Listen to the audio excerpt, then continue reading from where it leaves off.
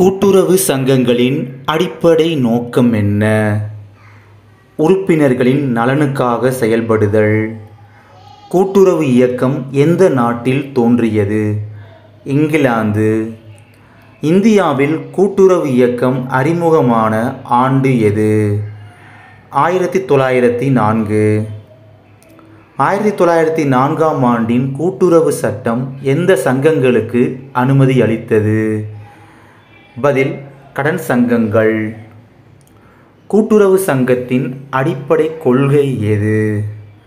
ஒருவருக்கு ஒரு வாக்கு என்பதுதான் அடிப்படை கொள்கை. கூட்டுறவு இயக்கத்தின் தந்தை என அழைக்கப்படுபவர் யார்?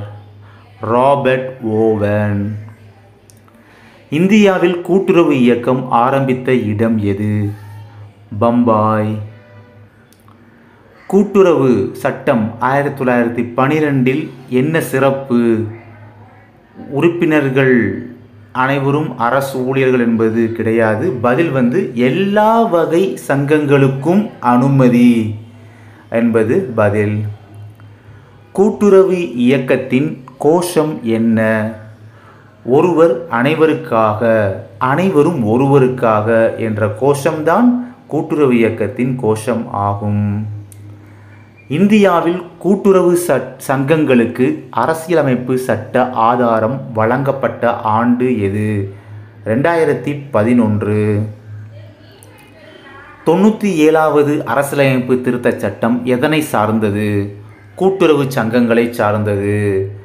இது ரொம்ப முக்கியமான கொஸ்டின். இது கூட்டுறவு சங்கத்தில் அதிகபட்ச பங்குகளை வாங்கும் உரிமை யாருக்கு உள்ளது? உறுப்பினர்களுக்குத்தான் உள்ளது. கூட்டுறவு சங்கங்களின் மிக உயர்ந்த அதிகாரம் எது? பொதுக்கூட்டம்.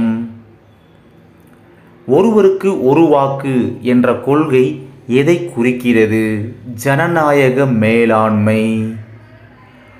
கூட்டுறவு சங்கத்தின் கணக்குகளை யார் சரிபார்க்க வேண்டும்?